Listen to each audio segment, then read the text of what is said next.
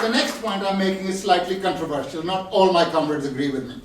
I think there are three things on which people have double standards and standards of hypocrisy. Nuclear weapons, immigration, and birth control. All countries that have nuclear weapons think it's a good thing that they possess because their weapons are for peace. And if anybody else gets them, then woe betide them. It's all right for the United States of America to have more weapons than anybody else, but no one else should possess them, particularly the DPRK. Even India, which belatedly joined this club, now says nobody else should have them. What reason is to believe that the Indian ruling class can possess nuclear weapons, but the working class of the DPRK cannot possess nuclear weapons, that the working class of the People's Republic of China cannot possess? Secondly, immigration. What a good thing it was that I was allowed to immigrate into this country. I've contributed greatly to the well-being of this country. This country was blessed that I was allowed to immigrate. But no, nobody should be allowed after me. I got in, that's okay. And finally, birth control. I was born, what a wonderful thing it was. I have contributed so much to humanity, but nobody should be allowed to be born.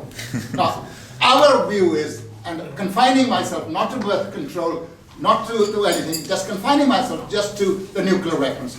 The DPRK has as much right to possess weapons of mass destruction as a security against imperialist threats and intimidation and attacks as any other country has, and we always have supported.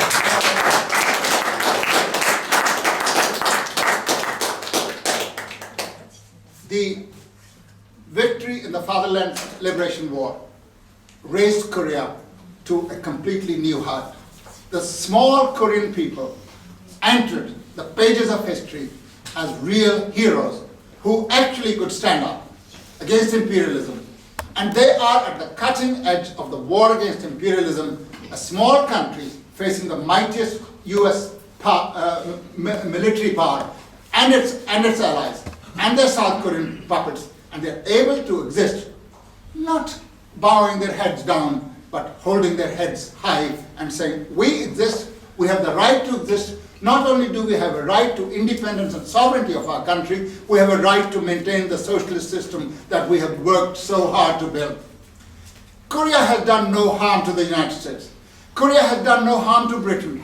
On the contrary, Britain and America should get up every morning. Their presidents and heads of government, their queen, should make a phone call to Comrade Kim Jong-il, say, we're very sorry, we waged a genocidal war against you and we killed 4 million of you. We apologize for that.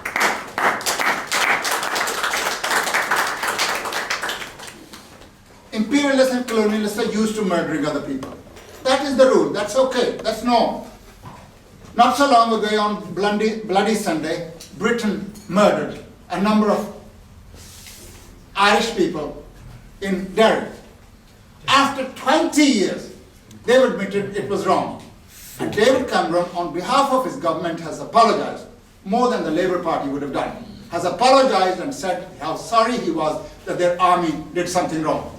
Is it not time that the British government did the same in regard to the people of the DPRK in South Korea, 4 million of whom were murdered by the combined forces of Anglo-American imperialism and their satellites? It's really time that that record was put straight. Then, if that's not enough, a new provocation has been taking place. Recently, the US, along with their South Korean puppets, staged military exercises off the Korean coast. This is nothing short of a provocation. What's the purpose of these exercises? What danger does DPRK present to any country? If it had any designs towards South Korea, which it does not, it would be towards its own country. If Obama wanted to Missouri or Mississippi or something, what objection can you have? It's not foreign aggression. It's their own country. Let them sort out how they will. But they are conducting these exercises. And what is the fault of the DPRK? The same fault that is of Cuba. They just exist. And by existing, they are an eloquent proof of the fact that small people with little resources, they may be poor, can still feed their people, that nobody starves in their country, nobody goes without education, nobody goes without clothing, footwear, etc. All the wherewithal that common humanity needs everywhere. And while we're celebrating the victory in the Fatherland Liberation War of the Korean people, we're also today remembering the victory of the Cuban Revolution. The 26th of July was the day when the Moncada barracks were attacked by forces led by Comrade Castro, and we send our greetings. On behalf of all of us, I convey these greetings to the Cuban embassy here, and we will send them a letter so that they can convey them to their government and their people.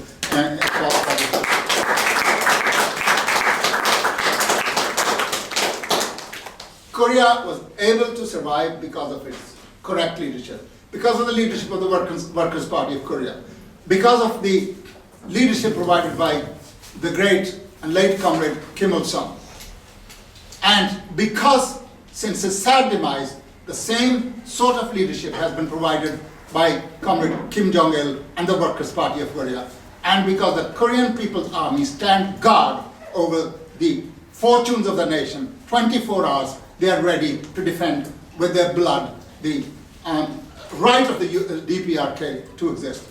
So before I finish my introductory remarks, I would like you to join me, stand up, and first of all raise a toast to the victory of the DPRK in the Fatherland Liberation War.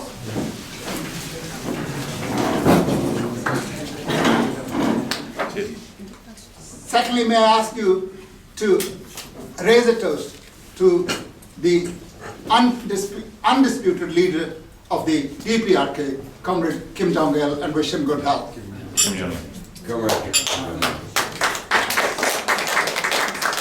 And finally, may I ask you, in the memory of the late Comrade Kim Il-sung, the eternal president of the DPRK, to raise a toast to his exploits and what he's done for the Korean as well as the world revolutionary proletariat. Comrade Kim Il-sung. And once again, I thank Ambassador Comrade Jha for being present with us, and all the comrades from the Korean embassy, men, women, youngsters. We're very pleased to see you. You should come more often to our functions.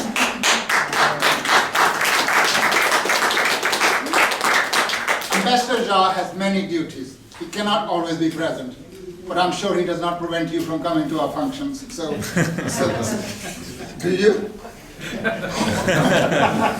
so please come as often as you can. You are among family members. That's how you are. Yeah. Don't regard the standard of the British government as our standard as well.